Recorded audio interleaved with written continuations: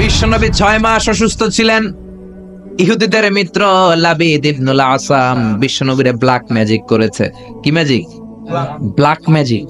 এই ব্ল্যাক ম্যাজিকের চোটে বিশ্বনবী দাঁড়াতেও পারতেন না, মাথার ব্যথায় বেহুশ হয়ে যেতেন, বিবিদের সাথে ফিজিক্যালি মিট করতে পারতেন না, সেক্সুয়াল এন্টারটেইনমেন্ট করতে পারতেন না, ইন্টারকোর্স করতে পারতেন না। এত দুর্বল ছিলেন বিশ্বনবী। বিবিদের ঘরে যাইতেন কিন্তু মেলামেশা করতে পারতেন না, এত দুর্বল। যেই নবীর এক হাতের মধ্যে জান্নাতি 40 জনের শক্তি দিয়েছে কে? ওই নবী ব্ল্যাক ম্যাজিকের পাওয়ারে দুর্বল হয়ে যায়, তারপরেও বিশ্বনবী একদিনও তাবিজ পড়েন নাই। পড়ছে? বিশ্বনবী 4 মাস, কোন বর্ণনায় 6 মাস লাবিদ ইবনুল আসাম ইহুদি মিত্র এই বেয়াদবটার ব্ল্যাক ম্যাজিকের কারণে অসুস্থ ছিলেন। 6 মাস পরে সাইয়েদনা জিব্রাইল আসলেন, বললেন ও নবী, 2টা সূরা আল্লাহ নাজিল করেছে, একটার নাম ফালাক আর একটার নাম নাস। দুইটার একসাথে বলে মুআউযিজাতান। এই মুআউযিজ তাবিজ, এখান থেকে তাবিজ আসছে। তাবিজ যদি করতে হয় সূরা ফালাক নাস দিয়ে পড়বেন, ঠিক কি না? ও নবী, চলেন আপনারে কোথায় ব্ল্যাক ম্যাজিক করিয়েছে দেখাই। সাইয়েদনা আবু বকর সাইয়েদনা ওমরকে নিয়ে বিশ্বনবীকে নিয়ে জিব্রাইল চলে গেলেন একটা কুয়ার কাছে। কুয়ার নিচে দেখলেন একটা চিরুনি, চিরুনির মধ্যে বিশ্বনবীর 11টা চুল দিয়ে গিট দেওয়া। সূরা ফালাক আর সূরা নাসে আয়াতও আছে 11টা। নাজিল হলো কুল আউযু বিরাব্বিল ফালাক মিন শাররি মা খালাক। একটা একটা আয়াত সাইয়েদনা জিব্রাইল নাজিল করেন, একটা একটা গিরা খুলতে থাকেন আর বিশ্বনবীকে সুস্থ করে দিতে থাকেন কে? আল্লাহ। 11টা আয়াত পড়া শেষ, 11টা গিট খোলা শেষ, চিরুনি থেকে বিশ্বনবী সুস্থ। এত সুস্থতার মধ্যে বিশ্বনবী তাবিজ ঝুলাই নাই। আর আমরা কিছু হইলে তাবিজ আছে না নাই?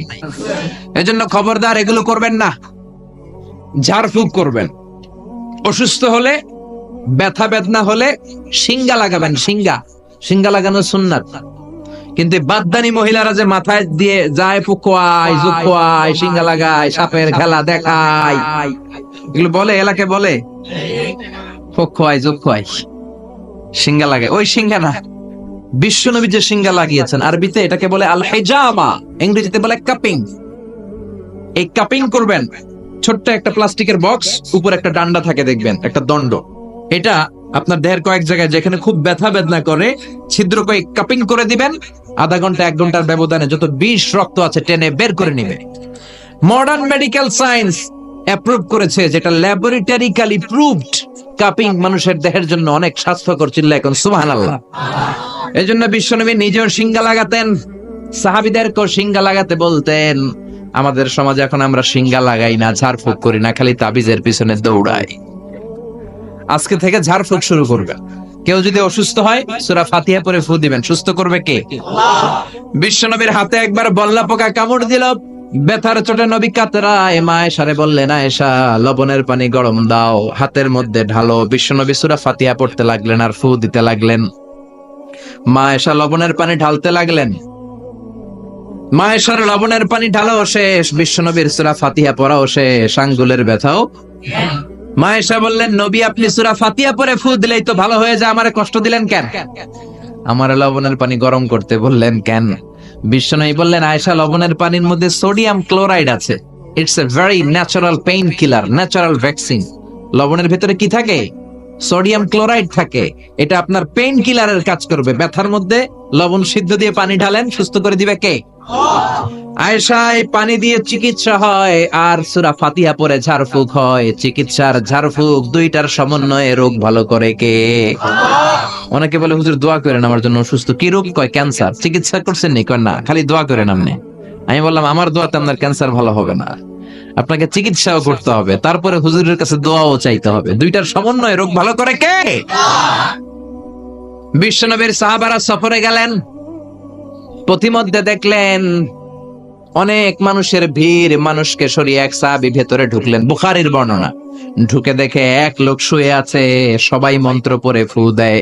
সুমন্তর সু কালী কুত্তার গু। এরকম সুমন্তর সু আছে না নাই? সাহাবী বললেন, কি হয়েছে তোমাদের? লোকেরা বলল, যেই লোকটা শুয়ে আছে আমাদের নেতা, একটা অজগর সাপ পাইথন কামড় মেরেছে, আমাদের নেতা মরে যাবে, আমাদের সুমন্তর সু কালী কুত্তার গু, এগুলো দিয়ে কিচ্ছু হচ্ছে না, কি করি? বুখারীর বর্ণনা। সাহাবী বলেন, আমার কাছে এমন এক জিনিস জানা আছে যেটা পরে ফু দিলে ভালো করবে কে? আল্লাহ। ওরা বলতে লাগলো তাহলে তুমি করো। সাহাবী কয় না, করুন না, শর্ত আছে। কি শর্ত? 100 ছাগল দিবা। কয়টা ছাগল? কতিফু গানাম, এক পাল ছাগল দিতে হবে। সবাই চিন্তা করলো যেটা অসুস্থ আমাদের নেতা, নেতা মরে গেলে আমরা হয়ে যাবো খেতা, ঠিক কিনা? ছাগলের কোনো সমস্যা নাই, বাড়ি বাড়ি ছাগল তুলতে শুরু করলো। এক পাল ছাগল তোলা হয়ে গেল। এবার সাহাবীরা ডেকে বলে, যাও ঝাড়ফুঁক করো। বিশ্বনবীর সাহাবী ওযু করে জিজ্ঞেস করলো কোন জায়গায় কামড় দিয়েছে, পায়ের এই জায়গায় কামড় দিয়েছে। বিশ্বনবীর সাহাবী একবার সূরা ফাতিহা পড়ে ফু দিলেন, বন্ধ চক্ষুটা মুহূর্তের মধ্যে খুলে যায়। আবার ফু দেওয়ার পরে শোয়া থেকে বসে যায়। তৃতীয়বার ফু দেওয়ার পরে দাঁড়াইয়া হাঁটতে শুরু করছে। আল্লাহু আকবার! সব তো টাসকি খেয়ে গেছে। সাহাবা কয়, টাসকি পরে খাইও, আগে ছাগল দাও। 100 ছাগল নিয়ে বাপের বেটার মতো মদিনায় ফিরে আসতেছে। মাঝ পথে সাহাবাদের পেটে প্রচন্ড ক্ষুধা, কয়েকটা ছাগল জবাই করেও খাইছে গোশত।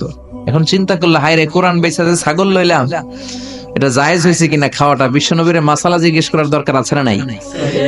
মদিনায় যে বিশ্বনবীর দরবারে হাজির, সালাম দেয়, ও নবী, সফর থেকে এসেছি, এমন এমন ঘটনা, 100 ছাগল এনেছি, ফাতিহা দিয়ে ঝাড়ফুঁক করেছি, জায়েজ হয়েছে কিনা বলেন। ছাগলের গোশত সবার পেটে ঢুকে গেছে আমাদের, এখন মাসালা দেন তাড়াতাড়ি।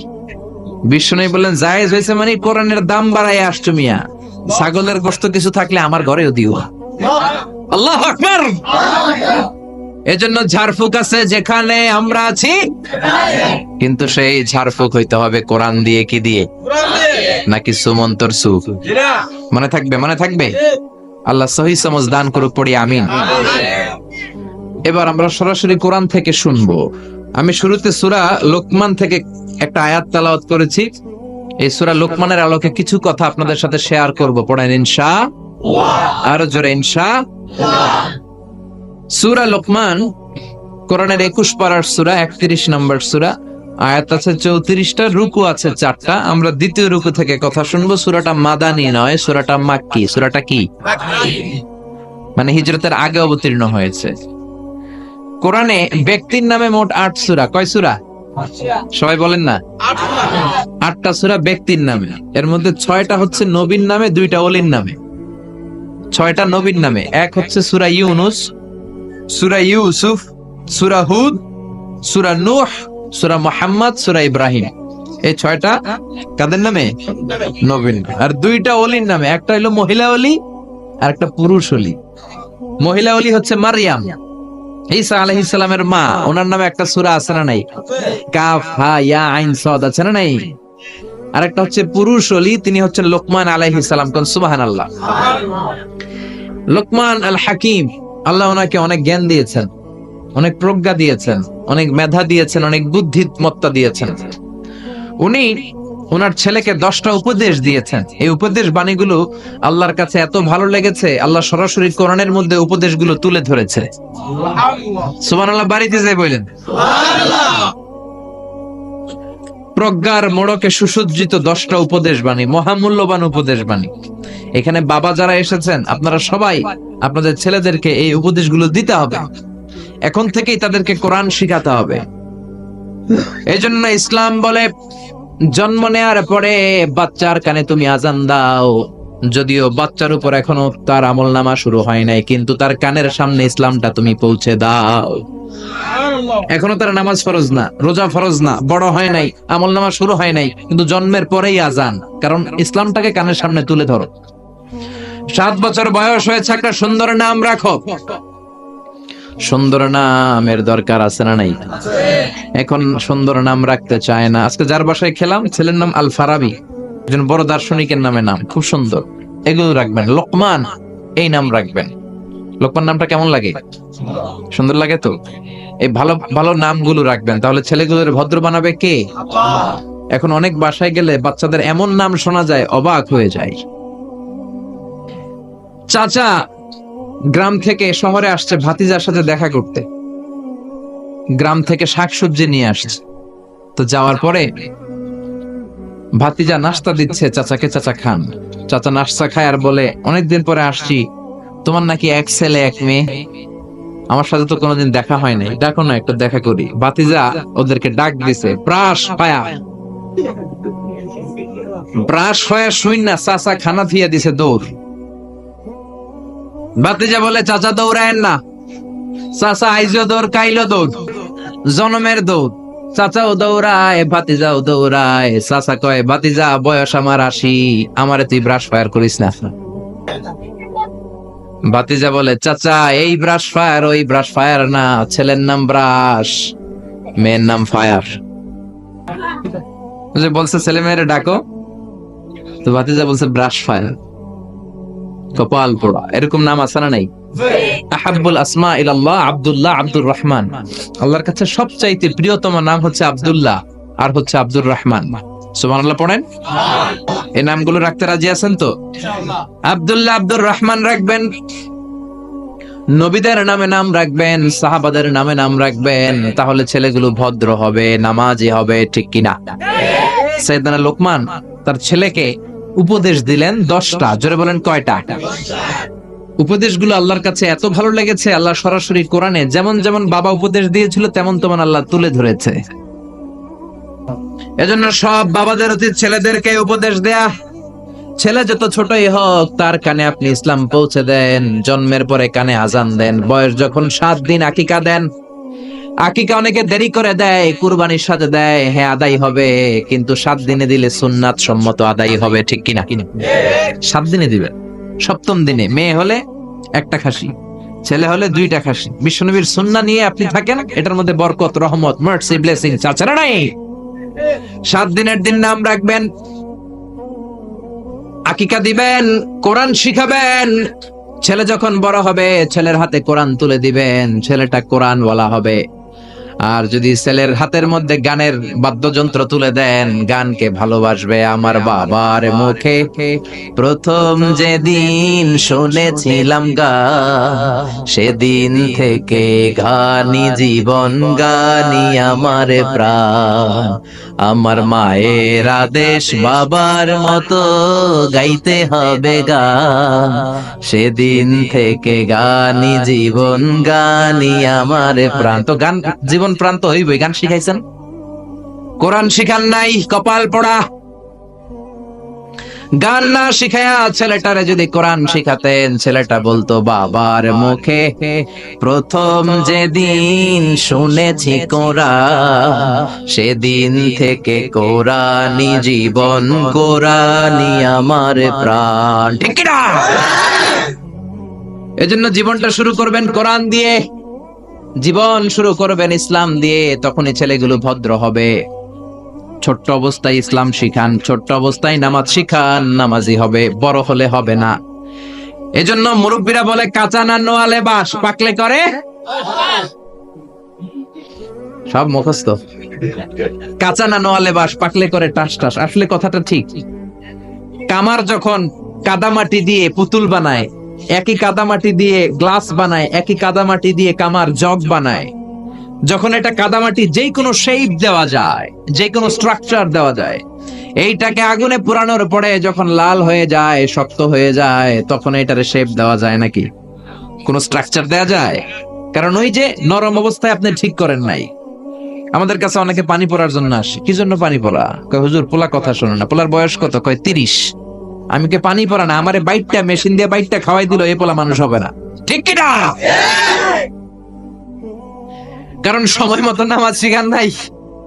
এখন এই ছেলে করবে টেন্ডারবাজি, এই ছেলে করবে চাঁদাবাজি, এই ছেলে হবে বাংলা ভাই, ইংরেজি ভাই, অঙ্ক ভাই, এই ছেলে হবে ডাকাত, এই ছেলে 31st নাইটে মেয়েদের ওন্না ধরে টানাটানি করবে, এই ছেলে ধর্ষণে সেঞ্চুরি করবে, এই ছেলে গাঞ্জার টাকা না পাইলে মায়ের লাথি মাইরা ঘর থেকে তাড়াবে। ছোট্টবেলায় শিখান নাই তো? এজন্য সাইয়েদনা লোকমান ছোট্টবেলা থেকে এই ছেলের জন্য 10টা উপদেশ দিলেন। দুনিয়ার সব বাবাদের উচিত ছেলেদেরকে এই উপদেশ দেয়া। দিতে রাজি আছেন? রাজি আছেন? রাজি আছেন? এই লোকমান ছিল একজন কৃতদাস। লোকমান ছিল একজন নিগ্র লোক, কুচকুচে কালো, ঠোঁটগুলো পুরো, হাতগুলো লম্বা, কুচকুচে কালো। নিগ্র মানুষ আপনারা দেখেছেন কি? যারা হজে গিয়েছেন নিশ্চয়ই দেখেছেন, দেশের বাইরে যারা ভিজিট করেছেন দেখেছেন। আমি প্রথম দেখেছি মিশরে কুচকুচে কালো মানুষ, এর আগে দেখি নাই, লম্বা লম্বা মানুষ। 2008-এ যখন গেলাম মিশরে, মাগরিবের নামাজ পড়লাম, নামাজ পড়ে সালাম ফিরায় দেখি ডান দিকে মুনকার, বাম দিকে নাকির, মানে কালো কালো লোক। জীবনও এরকম দেখি নাই আমি। 104 দেশের ছাত্র একসাথে পড়তাম ওইখানে। প্রথম ওয়ালাদ-দাল্লিন সবাই কয় আমিন, আওয়াজ করে আমিন। অনেকে দিছে দৌড়। নতুন যারা বাংলাদেশে আওয়াজ শুনে ভয় পেয়ে গেছে, কি করবে না করবে। নতুন আমল যদি কেউ দেখে, অনেকের মধ্যে এই অবস্থা ঘটে, ঠিক কিনা? কুচকুচে কালো মানুষ প্রথমে দেখলাম। এরকম কুচকুচে কালো ছিল সাইয়েদনা লোকমান আলাইহিস সালাম। দেখেন, কালো হওয়ার পরেও, একজন কৃতদাস গোলাম হওয়ার পরেও তার কথাগুলো কোরআনে দিয়েছে কে? আল্লাহ। তার মানে ইসলামে কালো সাদায় কোনো পার্থক্য নাই, ধনী গরিবে পার্থক্য নাই, লম্বা খাটাতে পার্থক্য নাই। পার্থক্য হলো তাকওয়ায়। যার কলিজায় তাকওয়া বেশি, সেই আল্লাহর কাছে সেরা, ঠিক কিনা? কিয়ামতের দিন কি প্রধানমন্ত্রীর জন্য আলাদা লাইন? প্রেসিডেন্টের জন্য? এমপির জন্য? কিয়ামতের দিন লাইন দুইটা। কয়টা? আসহাবুল ইয়ামিন, আসহাবুশ শিমাল। একটা হবে ডানপন্থী আর একটা বামপন্থী। ডানপন্থীদের হাতের মধ্যে থাকবে লা ইলাহার পতাকা, আল্লিল্লাহে তাকবীর, আল্লাহু আকবার। আর বামপন্থীদের ওইখানে কিল ঘুষি আছে না নাই? দল দুইটা। ওই দিন হবে আসল খেলা, ফাইনাল খেলা, ঠিক কি না? এজন্য ইসলাম বলে there is no difference between black and white, between upper and lower, between the richer section of the society and poorer section of the society, between the prime minister, member of the parliament and rickshaw puller, factory labor. Everyone is totally equal, 100% equal, completely equal in the eyes of Islam. চিল্লায় কোন ঠিক কি না?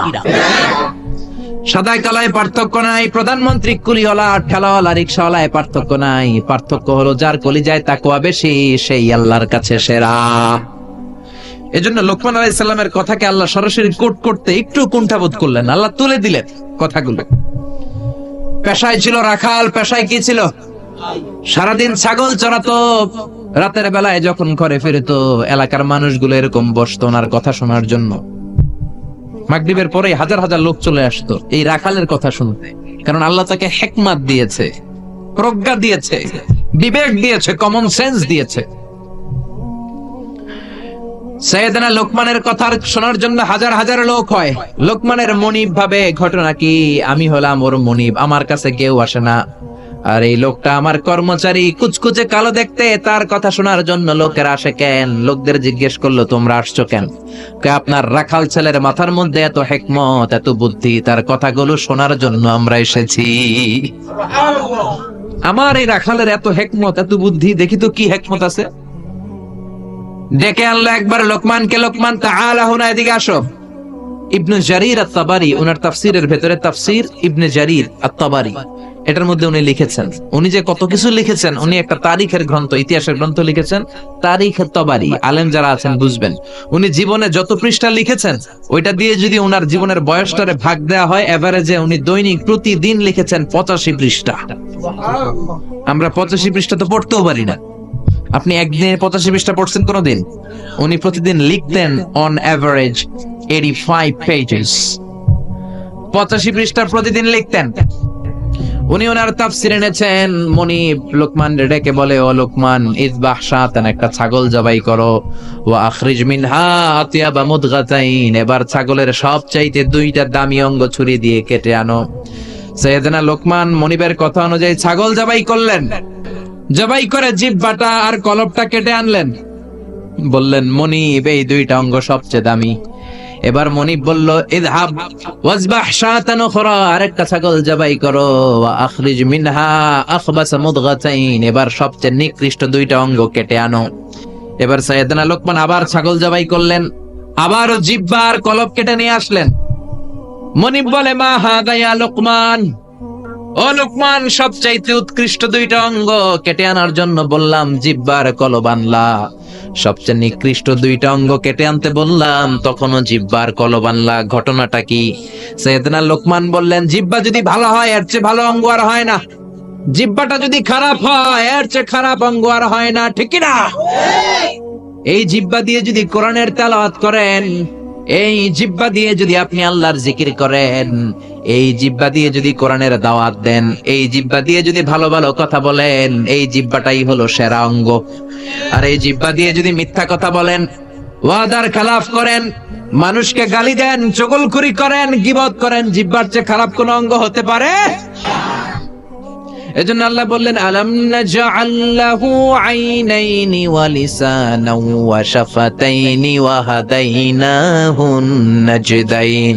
ও গোলাম, তোরে চোখ দিলাম, ঠোঁট দিলাম, তোরে আমি জিহ্বা দিলাম। জিহ্বা দিলেন কে? আল্লাহ। জিহ্বা না থাকলে খাবারের স্বাদ নিতে পারতেন?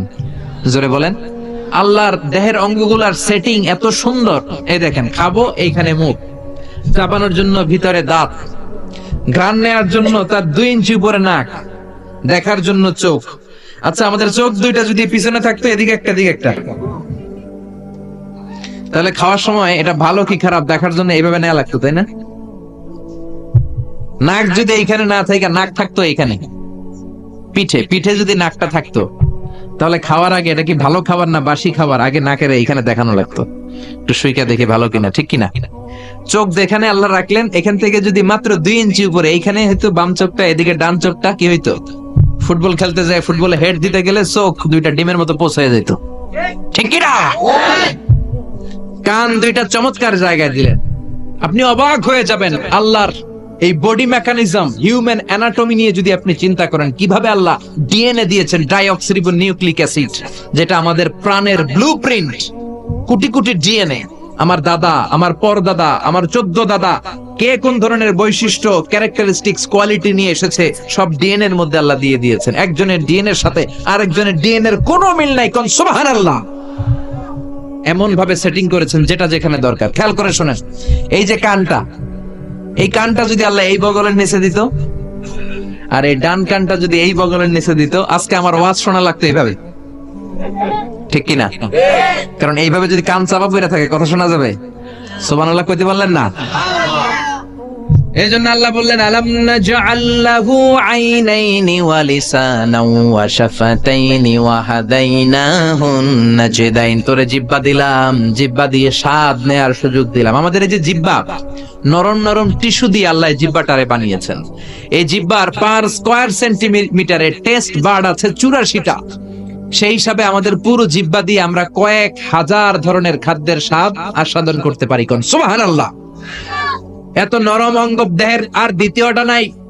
একটা চুল যদি জিহ্বার মধ্যে পড়ে যায়, সেটাও টের পাওয়া যায়, জোরে কোন ঠিক কিনা?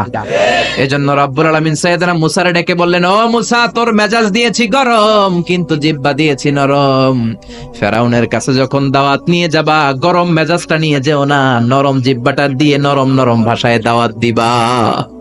فقولا له قولا لينا لعله يتذكر أو يخشى। ও মুসা, তুমি আর তোমার ভাই হারুন ফেরাউনের কাছে যখন যাবা, মেজাজ গরম দেখায় না। মেজাজ দিছি গরম, কিন্তু জিহ্বা দিছি নরম। নরম জিহ্বা দিয়ে নরম ভাষায় দাওয়াত দিবা, হয়তো ফেরাউনের কপালে খুলে যেতে পারে, ঠিক কিনা? এজন্য লোকমান জিহ্বা কেটে এনে বলল, জিহ্বাটা সবচেয়ে ভালো আবার সবচেয়ে খারাপ। কলব কেটে এনে বলল, কলবটা সবচেয়ে ভালো সবচেয়ে খারাপ। কলবে যদি আপনি আল্লাহরে বসান, এই কলবের ভেতরে যদি আল্লাহরে জিকিরে বসান, এই কলবের মধ্যে যদি সবার জন্য ভালোবাসা থাকে, peace for all, love for all, no hatred for anyone, no jealous for anyone, কারোর জন্য ঘৃণা থাকবে না অন্তরে, সবার জন্য ভালোবাসা আছে না নাই? এই অন্তরে যদি সবার জন্য ভালোবাসা পুষে রাখেন, আল্লাহর জিকির দিয়ে যদি অন্তরটারে সমৃদ্ধ করেন, কলবের চাইতে দামি কোনো অঙ্গ আছে নাকি? এজন্য আল্লাহ বললেন, আলা বিযিকিরিল্লাহি তাতমাইন্নুল কুলুব। দুনিয়ার কোন জিনিস দিয়ে কলব ঠান্ডা হয় না, একমাত্র জিকির ছাড়া। লা ইলাহা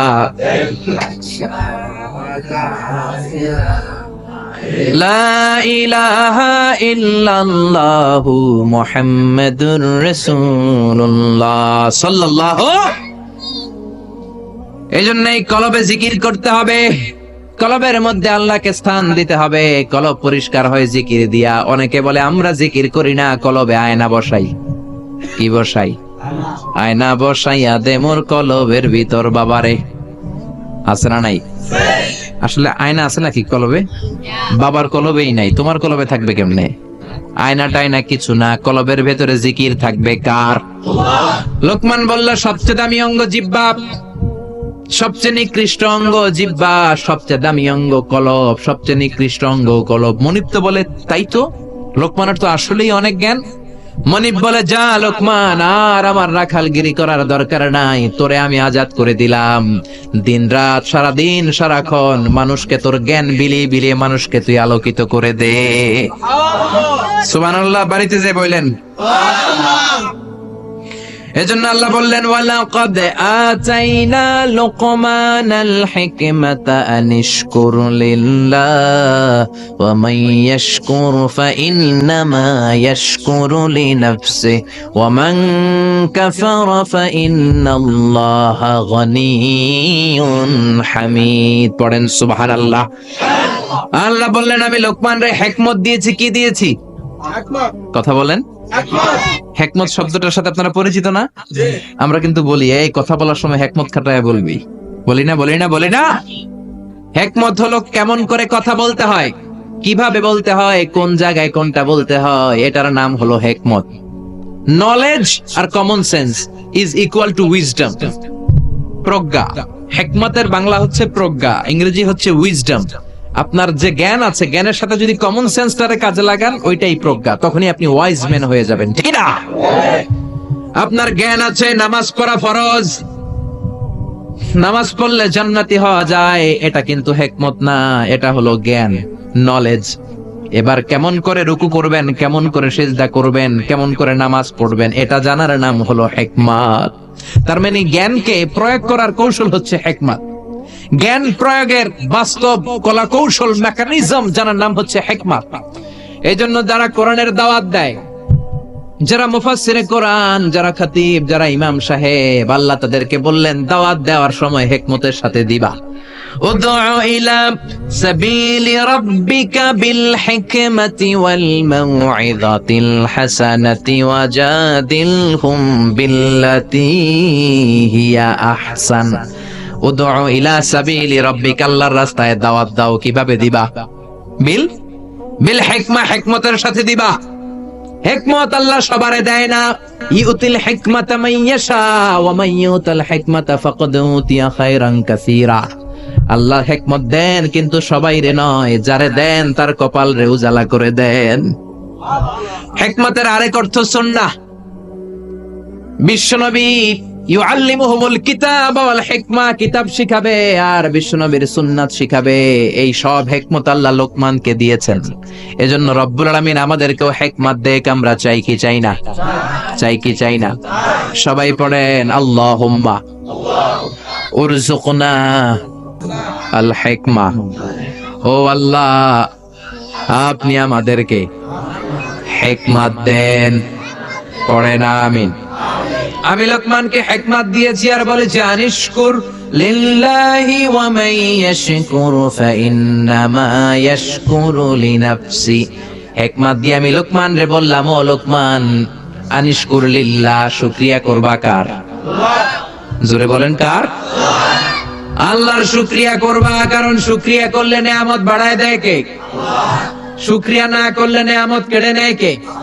লা ইন শাকারতুম লা আযীদান্নাকুম ওয়া লা ইন কাফারতুম ইন্না আযাবি লাশাদীদ।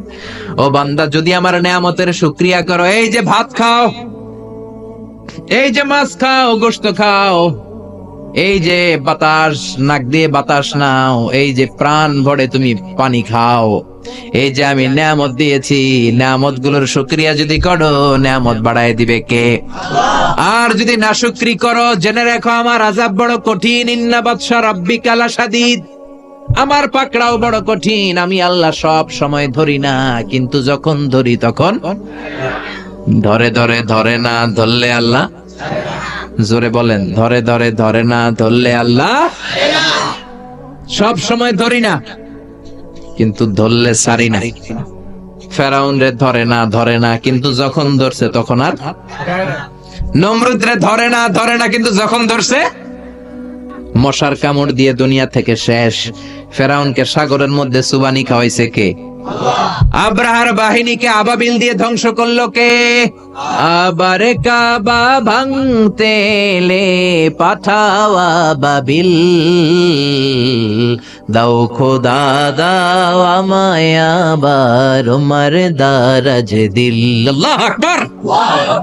তার মানে সব সময় ধরে না, অনেক ছাড় দেয়। ফামাহিলিল কাফিরিন আমহিলহুম রুয়াইদা, কাফেরদেরকে আমি ঢিল দেই, চান্স দেই, সময় দেই, দেখি ফিরে আসে কিনা, দেখি তওবা করে কিনা, দেখি মসজিদে ঢুকে কিনা, দেখি নামাজি হয় কিনা, দেখি ভালো মানুষ সাজে কিনা। জোরে কোন ঠিক কিনা? আমরা যখন ঘুড়ি উড়াই হাতে থাকে কি? নাটাই থেকে আমরা সুতায় ঢিল দেই, তাই না? ঘুড়ি ডানে যায় বায়ে যায়, কি আরাম, উঠতেছে এই আকাশে, এদিকে যায় ওদিকে যায়। তার মানে কি এই যে ঘুড়ির আর ফিরে আসা লাগবে না? আসা লাগবে কি লাগবে না? সুতা আমরা ঢিল দেই, ঘুড়ি আকাশে উড়ে। সন্ধ্যাবেলায় নাটাই ধরে যখন সুতায় টান দেই, ঘুড়ির ফিরে আসা লাগে কি লাগে না? এই জন্য সুযোগ পেয়ে গাদ্দারি করো না, নাফরমানি করো না। সুতায় ধরে যখন টান দিবেন ফিরে আসা লাগবে, ঠিক কি না?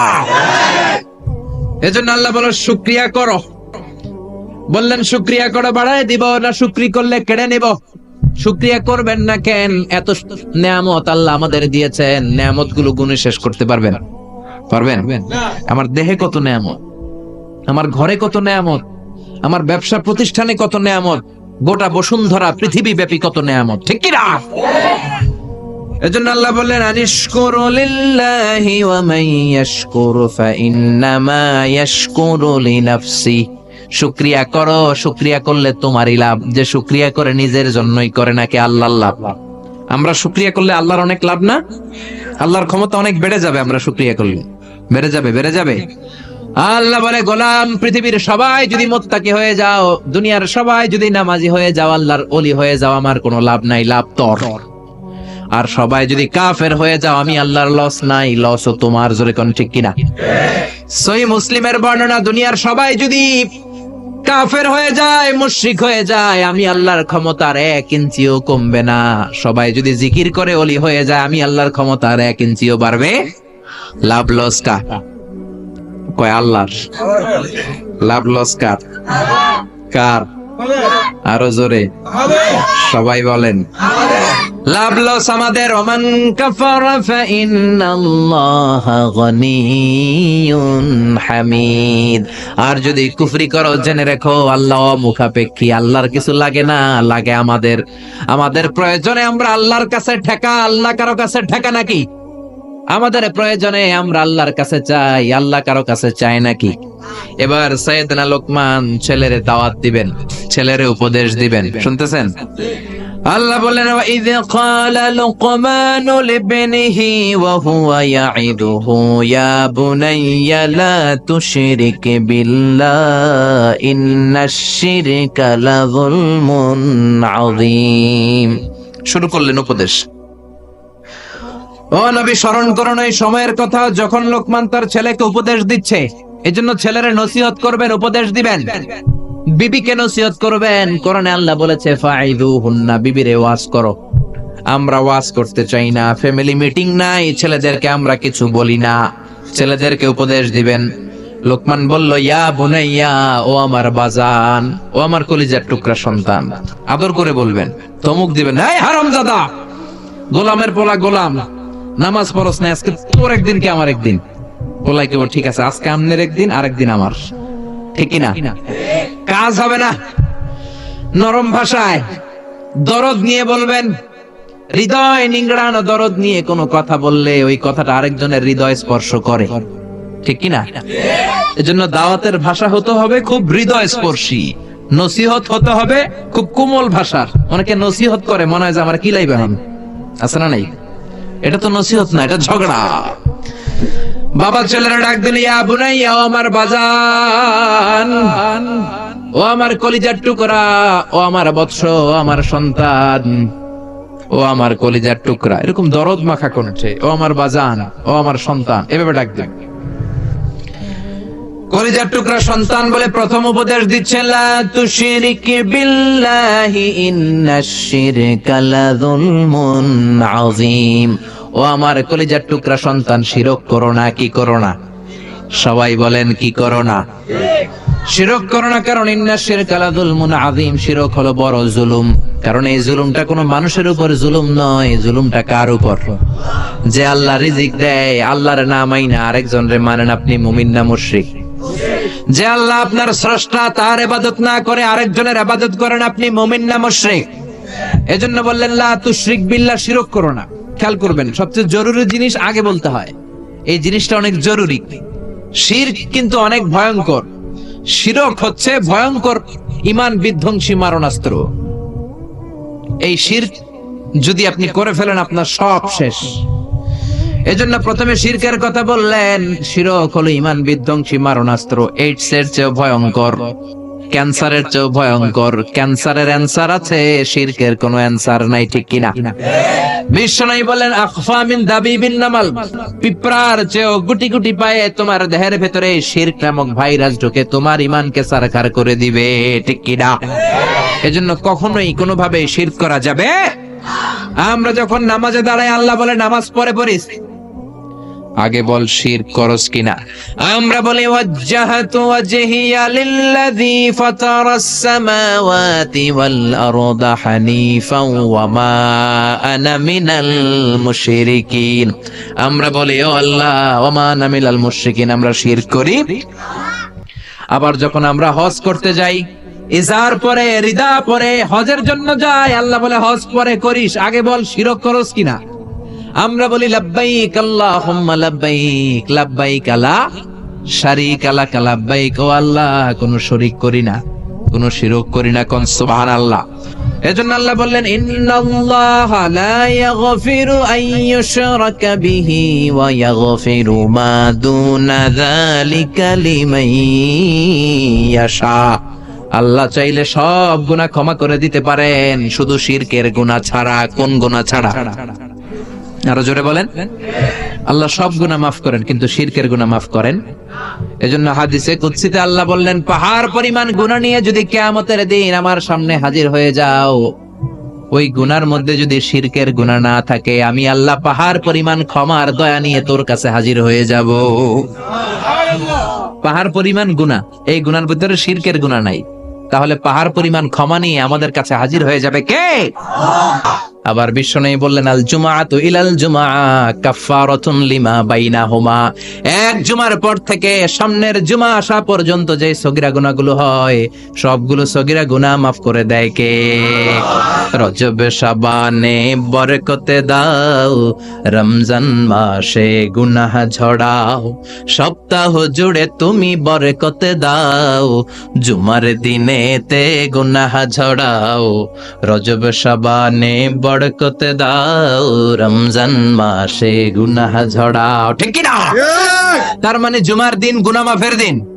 সারা সপ্তাহে ভুল ত্রুটি অন্যায় যা করলাম, জুমার নামাজের বদৌলতে সব গুনাহ মাফ করে দেয় কে? এই দামি দিনটাকে আল্লাহ ইহুদিদের দিতে চেয়েছিলেন, পায় নাই। আলহামদুলিল্লাহ কবেন না? আলহামদুলিল্লাহ। ইখতিলাফু, তারা ইখতিলাফ করে হারাইছে এটা। এই দামি দিনটা রব্বুল আলামিন নাসারাদেরকে দিতে চেয়েছিলেন, ফাখতালাফু, ওরাও ইখতিলাফ করে হারাইছে। এজন্য ইখতিলাফ ভালো জিনিস না খারাপ জিনিস? মারামারি ভালো জিনিস না খারাপ জিনিস? আর ঐক্য করা ভালো জিনিস না খারাপ জিনিস? ঐক্য করতে রাজি আছেন? ইহুদিদেরকে আল্লাহ দিতে চাইলেন, ইখতিলাফ করে হারাইছে। নাসারারাও হারাইছে। ফাজা আল্লাহু বিনা ফাহাদানা বিহাযা দ্বীন, রব্বুল আলামিন এই দিনটা আমাদেরকে দিলেন, আমরা ইখতিলাফ করি নাই, বিশ্বনবীর হাতে হাত রেখে ঐক্য করে ঘোষণা দিয়েছি জুমার দিন আমাদের সাপ্তাহিক দিন। সুবহানাল্লাহ। বিশ্বনবী বলেন ফাগাদান লিল ইয়াহুদ, সাপ্তাহিক আনন্দের দিন ইহুদিদের জন্য হচ্ছে শনিবার, ইয়ামুস সাbt, ও বাদা গাদ লিন নাসারা, আর খ্রিস্টানদের জন্য হচ্ছে রবিবার, আর আমাদের জন্য হচ্ছে শুক্রবার। চিল্লায় পড়েন আল্লাহু আকবার। তার মানে জুমার দিন, জুমাবারের মর্যাদা বেশি না কম? চিল্লায় বলেন বেশি না কম? জুমার দিন সকালবেলা ফজরের নামাজের পর থেকে ফেরেশতারা যতগুলো মসজিদে জুমা অনুষ্ঠিত হয়, ওই মসজিদে ঢোকার প্রতিটা দরজার মধ্যে দাঁড়িয়ে থাকে। কারা কারা আগে আগে জুমার নামাজ পড়ার জন্য মসজিদে যায়, প্রত্যেকের নামগুলো একটা জান্নাতের রেজিস্ট্রি খাতার মধ্যে তুলে নেয়।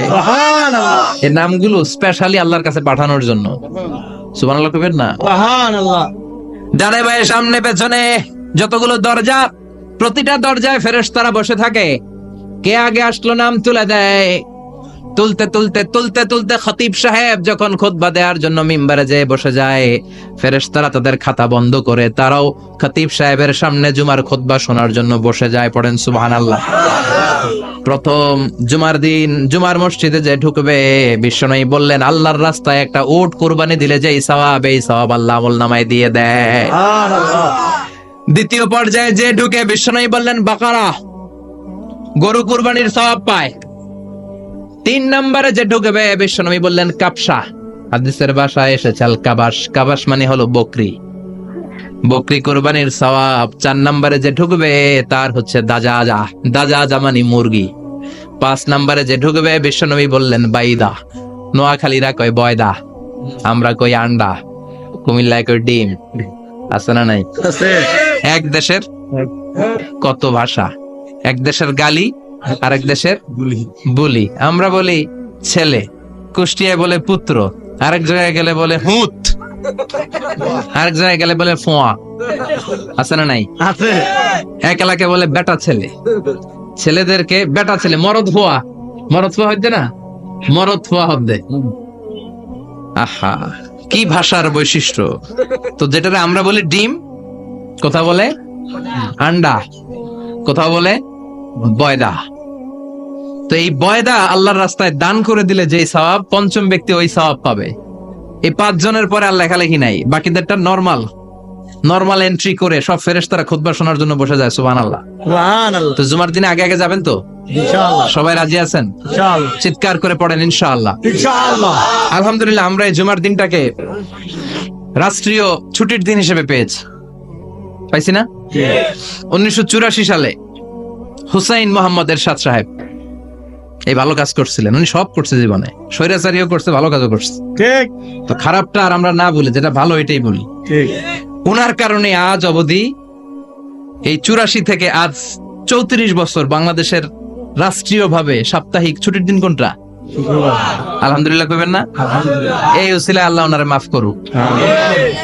পৃথিবীর অনেক দেশে কিন্তু শুক্রবার ছুটির দিন না। আমি বছরের বেশিরভাগ সময় মালয়েশিয়াতে থাকি। মালয়েশিয়ার সাপ্তাহিক ছুটির দিন রবিবার। খ্রিস্টানদের সাথে অনেক বিজনেস তাদের মেনটেন করতে হয়। তো তারা যদি শুক্রবারে ছুটির দিন করে, তাহলে সপ্তাহে 2 দিন ব্যবসা বাণিজ্য কাটা পড়ে যায়। নিজেদের কারণে শুক্রবার বন্ধ, যাদের সাথে বিজনেস ওদের কারণে রবিবার বন্ধ। আমরা আলহামদুলিল্লাহ আল্লাহর দেয় পবিত্র দিনটাতে পেয়েছি জুমাবার। আলহামদুলিল্লাহ পড়েন আলহামদুলিল্লাহ। এজন্য বিশ্বনবী বললেন খবরদার এদিনের নামাজ মিস করো না। মান তারাকা সালাসা জুমাইন তাহাউনান, গাফলতি করে টানা 3টা জুমা যে ব্যক্তি মিস করলো, তাবা আল্লাহু ফি কলবিহি, রব্বুল আলামিন ওই লোকটার অন্তরের মধ্যে মোহর মেরে দেয়। ওয়া কুতিবা ফি জুমরাতিল মুনাফিকিন, মুনাফিকদের খাতায় তার নাম তুলে দেয়। 3টা জুমা যদি কেউ মিস করে, 2টা পানিশমেন্ট। এক হচ্ছে তাবা আল্লাহু ফি কলবি, আল্লাহ অন্তরে মোহর মেরে দেয়। ভালো কথা ভাল লাগে না, নামাজ ভাল লাগে না, আজান ভাল লাগে না, ইসলাম ভাল লাগে না, শুধু মৌজ মাস্তি ভাল লাগে, গান বাজনা ভাল লাগে। এরকম আছে না নাই? জুমার নামাজে যায় না। আরেকটা হলো কুতিবা মিনাল মুনাফিকিন, মুনাফিকদের খাতায় নাম তুলে দেয়। আল্লাহ হেফাজত করো। আরো জোরে পড়েন আমিন। জুমার দিন আগে আগে মসজিদে আসবেন ইনশাআল্লাহ। সবাই রাজি? আসেন, আল্লাহ জুমার ব্যাপারে কি ওয়াজ আমাদেরকে করলেন আমরা শুনি। শুনতে রাজি? আল্লাহ বললেন ইয়া আইয়ুহাল্লাযীনা আমানু ইযা নুদিয়া লিস-সালাতি মিন ইয়াউমিল জুমুআতি ফাসআউ ইলা যিকরিল্লাহি ওয়া যারুল বাই', যালিকুম খায়রুল লাকুম ইন কুনতুম তা'লামুন। পড়েন না আল্লাহু আকবার। আল্লাহ বললেন ও আমার মুমিন বান্দারা শোনো শোনো। আপনাদেরকে অ্যাড্রেস করে আল্লাহ বলছেন ও আমার মুমিন বান্দারা শোনো, ইযা নুদিয়া লিস-সালাতি মিন ইয়াউমিল জুমআ, জুমার নামাজের আযান যখন দেয়া হয়, ফাসআউ ইলা যিকরিল্লাহ, আল্লাহর স্মরণে তোমরা ধাবিত হও। ওয়া যারুল বাই', কেনা বেচা বন্ধ করে দাও। যালিকুম খায়রুল লাকুম ইন কুনতুম তা'লামুন, এটাই তোমাদের জন্য কল্যাণ যদি তোমরা বুঝতে পারো। জুমার নামাজের আজান যখন হয়, ফাসআউ ইলা যিকরিল্লাহ, আল্লাহর স্মরণে তোমরা বের হয়ে যাও। আল্লাহু আকবার। ফাসআউ ইলা যিকরিল্লাহ ইযা নুদিয়া লিস-সালামি ইয়াউমিল জুমা, জুমার নামাজের আজান যখন দেয়া হয় বের হয়ে যাও, তখন কোনো কাজ রাখা যাবে না। এই আজান দ্বারা উদ্দেশ্য হচ্ছে খতিব সাহেব খুতবা দেওয়ার জন্য মিম্বারে বসলে যে আজানটা দেয়া হয়, এই আজান। কথা বুঝতে পেরেছেন? কিন্তু দুর্ভাগ্যজনক হলে সত্য, আমাদের বাংলাদেশে এই আজানটা কেন যেন মুয়াজ্জিন ভাইরা ইমাম সাহেবের সামনে এসে আস্তে আস্তে দেয়, ছোট ছোট করে ইমাম সাহেবের মুখের উপরে দেয়, মাইকে দেয় না। এটা পাইছে কই? এটা যে কোত্থেকে ঢুকছে এক আল্লাহই ভালো জানে। আজান মানে অ্যানাউন্সমেন্ট। আজান মানে কি? কথা বলেন। অ্যানাউন্সমেন্ট কি জোরে হবে না আস্তে? তো সব আজান মাইকে এত সাউন্ড করে, এই আজানটা ইমাম সাহেবের মুখের সামনে এসে ছোট ছোট করে কেন দেয়? এটার কোনো দলিল আছে বলে আমার জানা নাই। এই আজানটা মাইকে হতে হবে। আমি পৃথিবীর যত দেশ ঘুরেছি, অনেক বড় বড় মসজিদে আমি জুমার সালাত পড়েছি, সব জায়গায় মক্কাতুল মুকাররমা সহ মসজিদে নববী সহ সব জায়গায় খতিব সাহেব জুমার মিম্বারে বসার পরে যে আজানটা দেয়া হয়, এটাও অন্যান্য আজানের মতো মাইকে দেয়া হয়।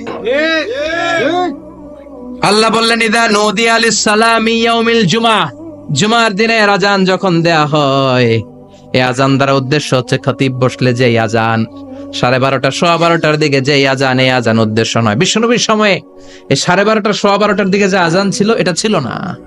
বিশ্বনবীর সময়ে ছিল না, আবু বকরের সময়ে ছিল না, সাইয়েদনা ওমর ফারুকের সময়ে ছিল না। এটা চালু হয়েছে সাইয়েদনা ওসমান যুন্নুরাইনের সময়। তখন মদিনাতে মানুষের সংখ্যা অনেক বেড়ে গিয়েছে, লোকজন আর জায়গা হয় না, মুসল্লিতে ঠাসাঠাসি। উনি ঘোষণা দিলেন সুকে জাওরা, জাওরা নামক বিশাল একটা বাজার আছে, ঘোষণা দিলেন এখন থেকে ওই জায়গায় জুমার নামাজ হবে। মানুষ যেন আগ থেকে প্রস্তুতি নিয়ে আসতে পারে, এজন্য জাওরা নামক বাজারে উনি আর একটা আজান দেওয়ার প্রচলন করলেন। সুবহানাল্লাহ। সেখান থেকে আজ অবধি আমরা এই অতিরিক্ত আজানটা দিয়ে থাকি। এটা নবীর সুন্নাত না, এটা সাহাবীর সুন্নাত। বিশ্বনবীর সুন্নাহ মেনে নেওয়া যেমনি আবশ্যক, 4 খলিফার থেকে পাওয়া সুন্নাত গুলো মেনে নেওয়া আবশ্যক। বিশ্বনবী বলেন আলাইকুম বিসুন্নতি ওয়া সুন্নাতিল খুলাফায়ে রাশিদিন আল মাহদিন, আমার সুন্নাত ধরবা। হেদায়েত প্রাপ্ত 4 খলিফার সুন্নাত ধরবা। কেমনে ধরবা? ইক্ষু চিনেন? ইক্ষু না গ্যান্ডারি নাকি আখ না কুশাই? হ্যাঁ, আখ। কাঁচা আখ খায় কি করে? এই সামনের দাঁত দিয়ে ভাঙে না? সামনের দাঁত দিয়ে বলে ভাঙে, চাপার দাঁত দিয়ে, এই জায়গার দাঁত দিয়ে শক্ত করে ধরতে হয়। বিশ্বনবী বললেন আব্দু আলাইহা বিন নওয়াজিজ, আমার সুন্নাত আর সাহাবীদের সুন্নাতকে চাপার দাঁত দিয়ে আঁকড়ে ধরো, যাতে ছুটে না যায়। চিল্লায় পড়েন আল্লাহু আকবার, আল্লাহু আকবার। এটা সাইয়েদনা ওসমানের সুন্নাত।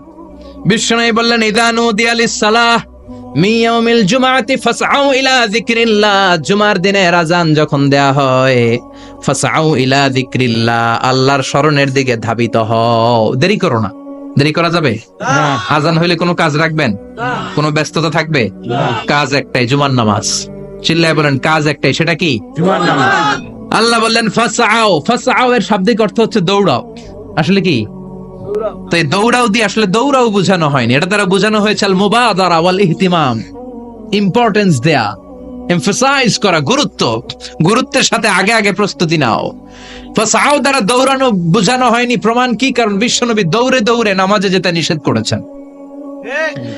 বিশ্বনবী বলেছেন ইযা উকিমাতিস সালাহ, মনোযোগ দিয়ে শুনেন, ইযা উকিমাতিস সালাতু ফালা তাতুহা তাসআউন ওয়াতুহা তামশুন আলাইকুম বিসাকিনা ফামা আদরাকতুম ফাসাল্লু ওয়া মা ফাতাকুম ফাতিম্মু, যখন নামাজ শুরু হয়ে যায় দৌড়ে দৌড়ে যাবে না। তামশুন, হেঁটে হেঁটে যাও। আলাইকুম বিসাকিনা, ধীরে ধীরে যাও। ফামা আদরাকতুম ফাসাল্লু, ইমাম সাহেবের সাথে যে যত রাকাত পাবা পড়বা। ওয়া মা ফাতাকুম ফাতিম্মু, যেটা ছুটে যায় নিজে নিজে পড়ো, কবুল করে নেবে কে? আল্লাহ। কিন্তু দৌড়ে যায় নামাজ ধরা যাবে না। খবরদার, ধীরস্থির ভাবে যাবেন।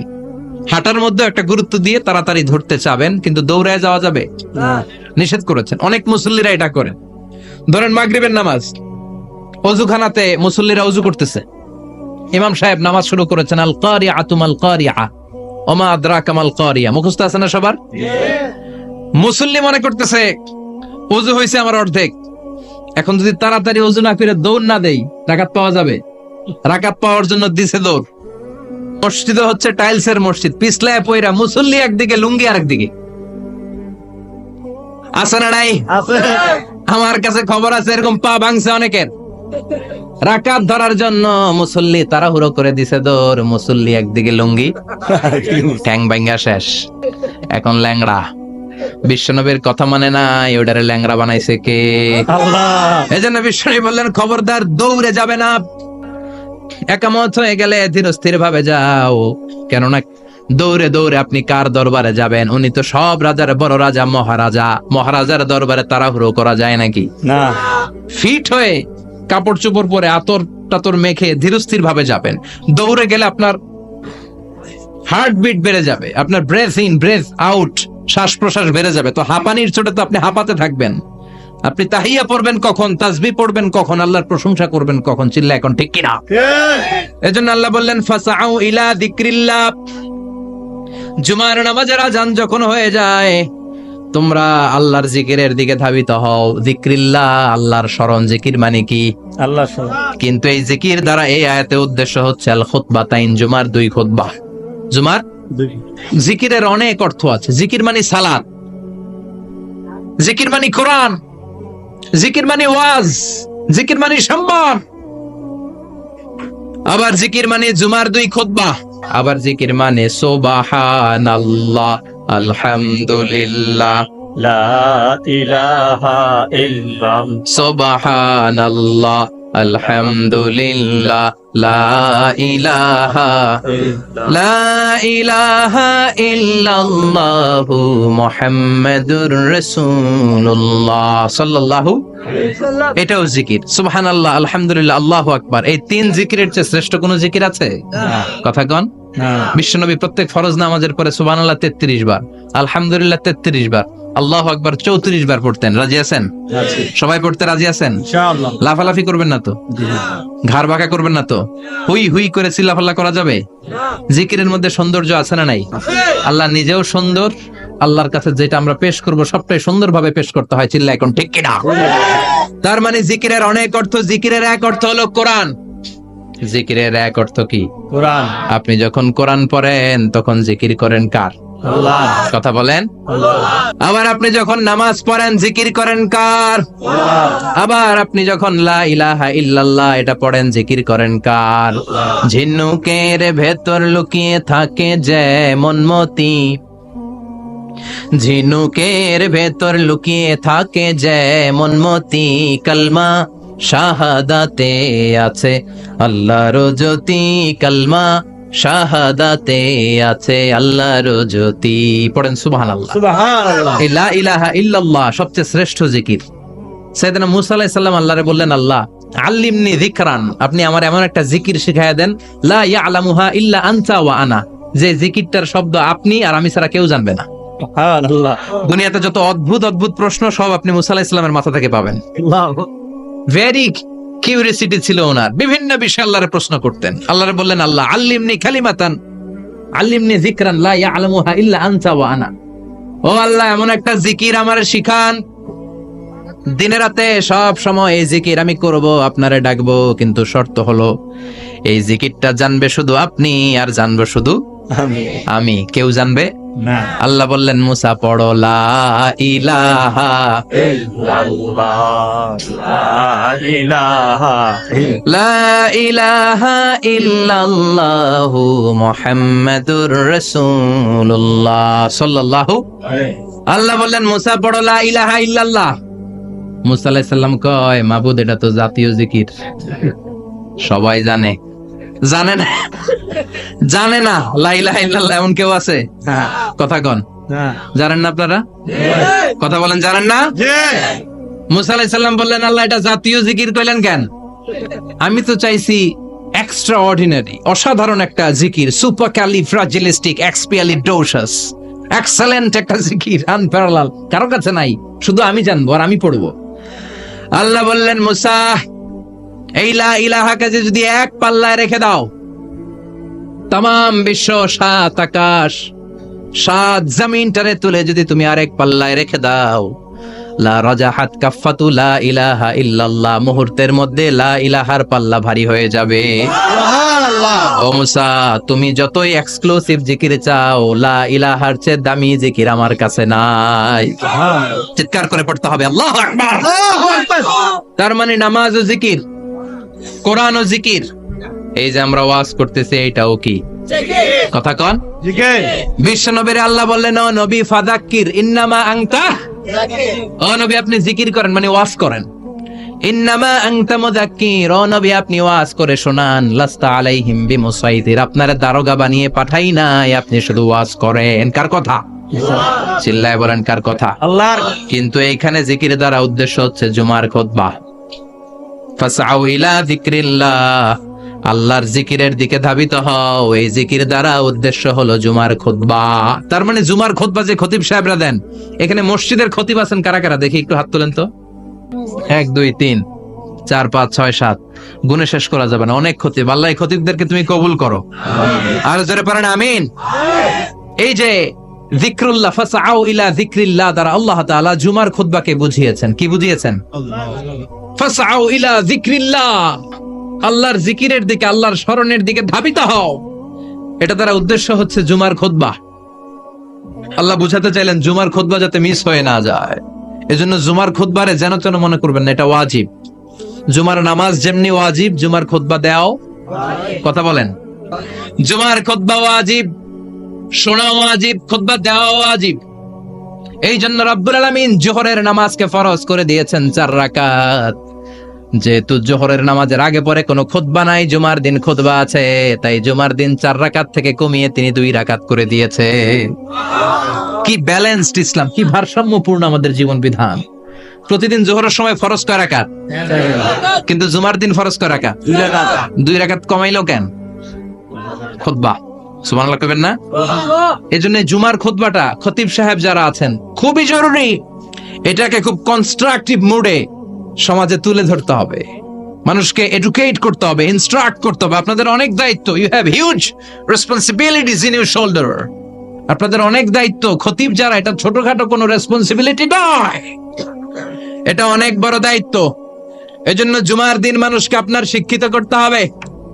এই জুমার খুতবা, জুমার আলোচনার সাথে পৃথিবীর কোনো আলোচনার কোনো মিল নাই। কারণ জুমার আলোচনা সব সময় অন টাইম, একটা নির্ধারিত সময়ে হয়। পৃথিবীর অন্য কোনো আলোচনা নির্ধারিত সময়ে হয় নাকি? কথা কন। আমরা বক্তারা নির্ধারিত সময়ে মাইক পাই? কথা কন। কোনদিন 8টায়, কোনদিন 9টায়, আজকে বসছি কয়টায়? কিন্তু জুমার খুতবার এটা চেঞ্জ হয়। কি বরকতের একটা জলসা! ওই দিন সবাই আসতে হয় মসজিদে। ফুল টাইম নামাজি এরা আসে, পার্ট টাইম নামাজি এরা আসে, বেনামাজি এরাও আসে, আস্তিক এরা আসে, নাস্তিক এরাও আসে, আওয়ামী লীগ আসে, বিএনপি আসে, জাতীয় পার্টি আসে, জামাত ইসলাম আসে, হেফাজতে ইসলাম আসে, তাবলীগের ভাইয়েরা আসে, পীরের মুরিদেরা আসে, সবাই আসে। তাহলে এটা জরুরি দিন না? তাফসির মাহফিলের সাথে জুমার একটা মৌলিক পার্থক্য হচ্ছে, তাফসির মাহফিল আমাদের ধরে রাখতে হয়। কি করতে হয়? ধরে না রাখলে শ্রোতা উঠে যায়। কিন্তু জুমার খুতবা কি ধরে রাখা লাগে? কথা কন। ওঠার সুযোগ আছে? কারণ সামনে কি? জুমার নামাজ। সুবহানাল্লাহ কইবেন না?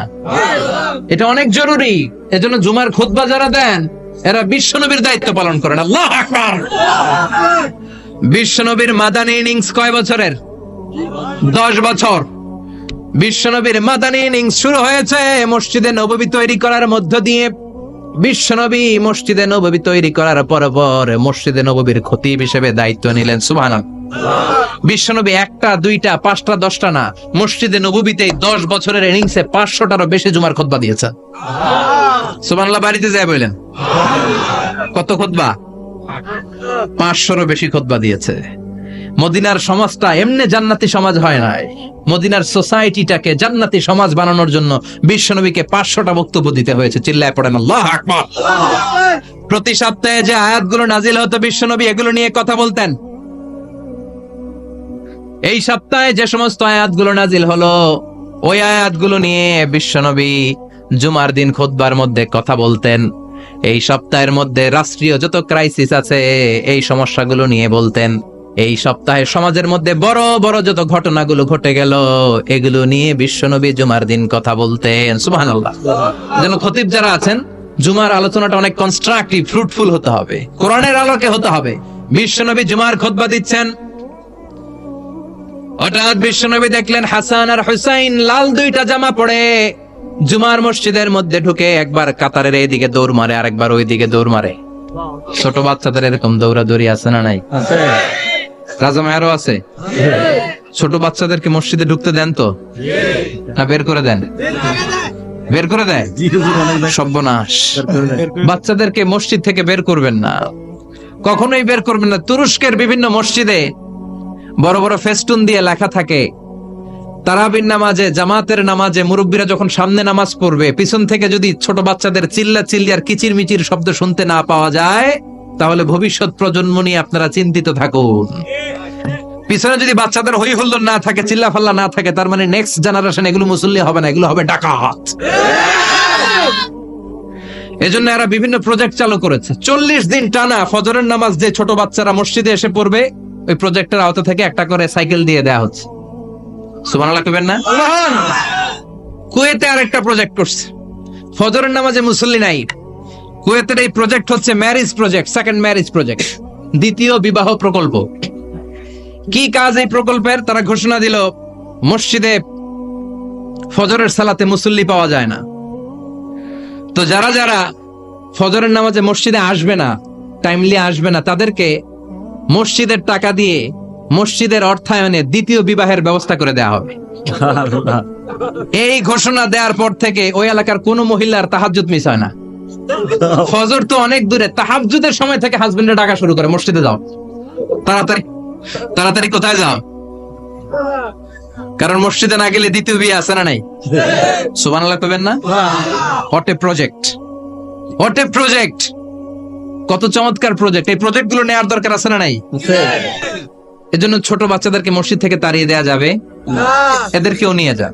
এরা হাসতে খেলতে চলতে ফিরতে, আমি বাইরের যত জায়গায় তারাবি পড়েছি, অনেক দেশে তারাবি পড়েছি রামাদানে, ছোট বাচ্চারা পিছনে অনেক কিচির মিচির করে, হঠাৎ অ্যানাউন্সমেন্ট দেয়, বাবা মারা ছেলে মেয়েদেরকে শান্ত করেন, কিছুক্ষণ শান্ত, 2 রাকাত পর আবার চিল্লাচিল্লি, আছে না নাই?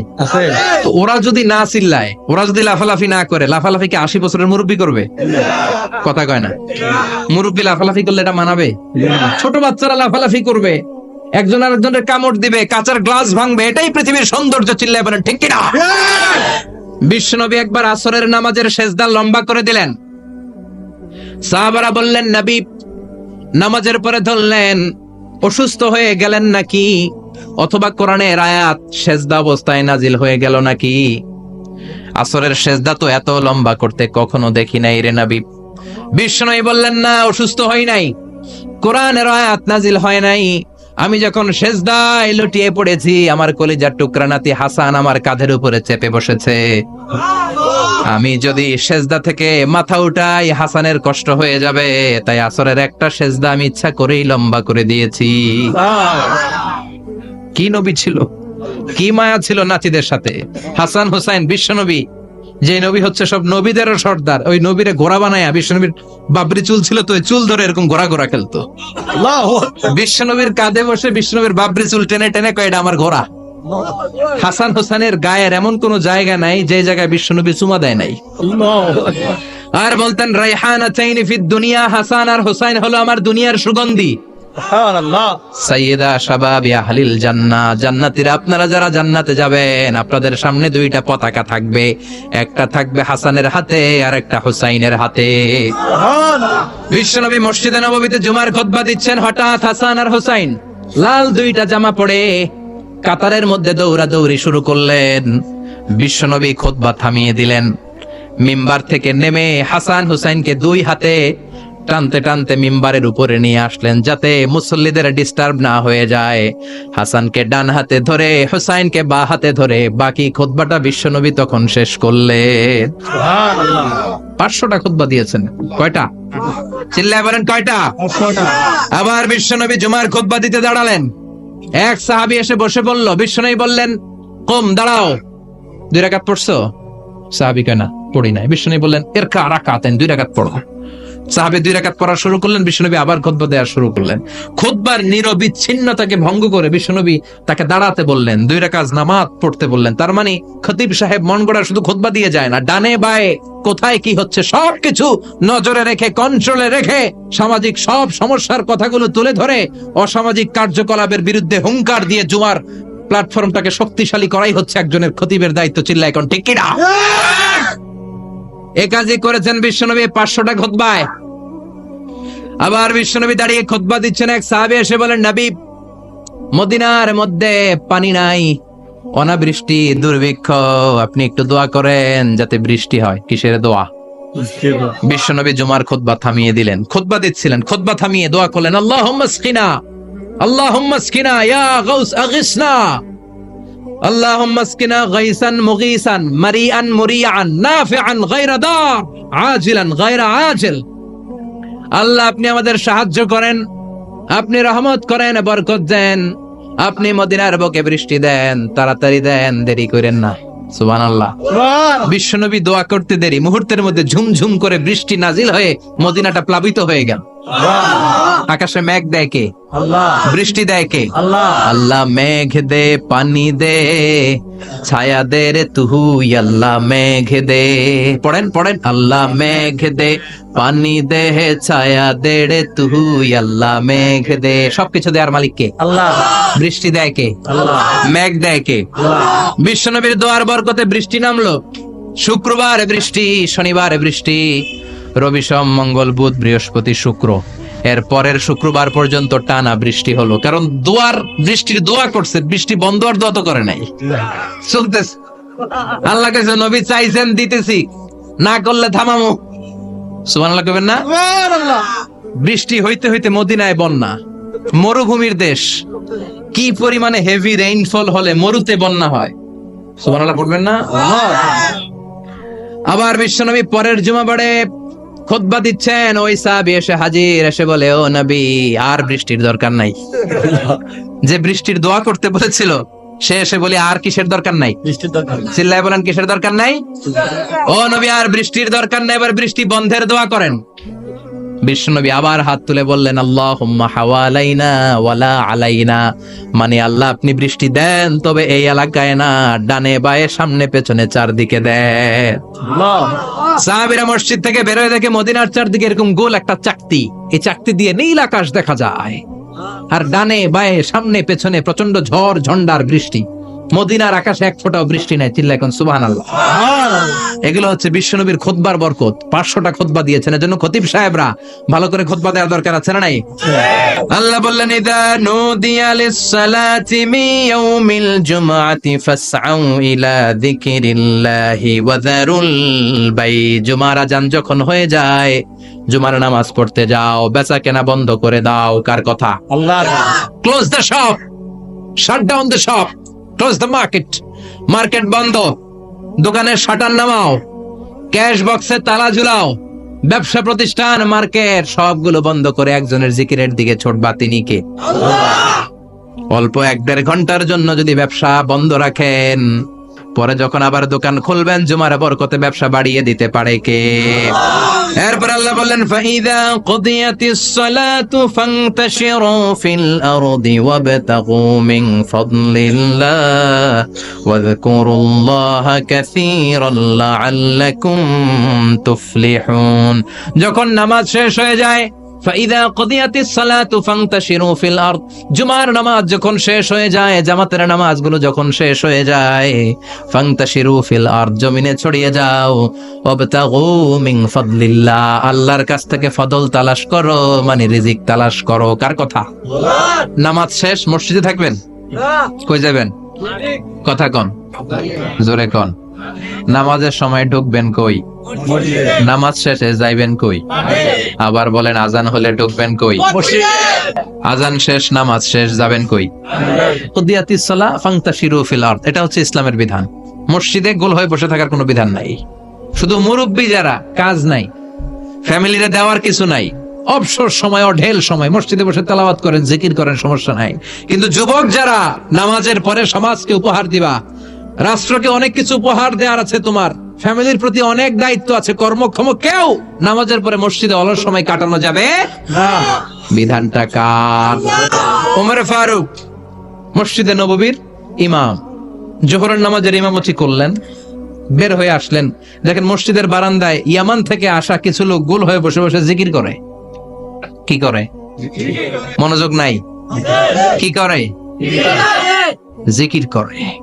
উনি চলে গেলেন, আসরের সময় আবার ইমামতিতে আসলেন, আসরের সালাত পড়িয়ে চলে যাচ্ছেন, আবার দেখে গোল হয়ে জিকির করে ওই দল। মাগরিবের নামাজে ইমামতি করলেন, চলে যাওয়ার সময় দেখে সবাই যায়, এরা যায় না, গোল হয়ে বসে বসে জিকির করে আর তাসবিহ পড়ে। এবার ওমর ফারুক বললেন, আসসালামু আলাইকুম। সবাই বলে ওয়ালাইকুম আসসালাম। মান আনতুম, তোমরা কারা? কয় নাহনু আল মুতাওয়াক্কিলুনা আলাল্লাহ, আমরা আল্লাহর উপর তাওয়াক্কুল করছি। তো তাওয়াক্কুল করে যে বসে আছো, তোমাদের ফ্যামিলি নাই, ছেলে মেয়ে নাই, দায় দায়িত্ব নাই, সমাজকে উপহার দেওয়ার মতো কিছু নাই, আর তোমরা যে বসে আছো তিনটা বেলা খাইলা কোত্থেকে? না রোজাদার। ইয়ামানি লোকগুলো বলে না রোজা রাখি নাই, খাইছি।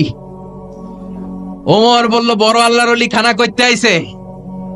আমাদের জিকির আর বুজুর্গি দেখে আশেপাশের লোকজন খানা দিয়া গেছে।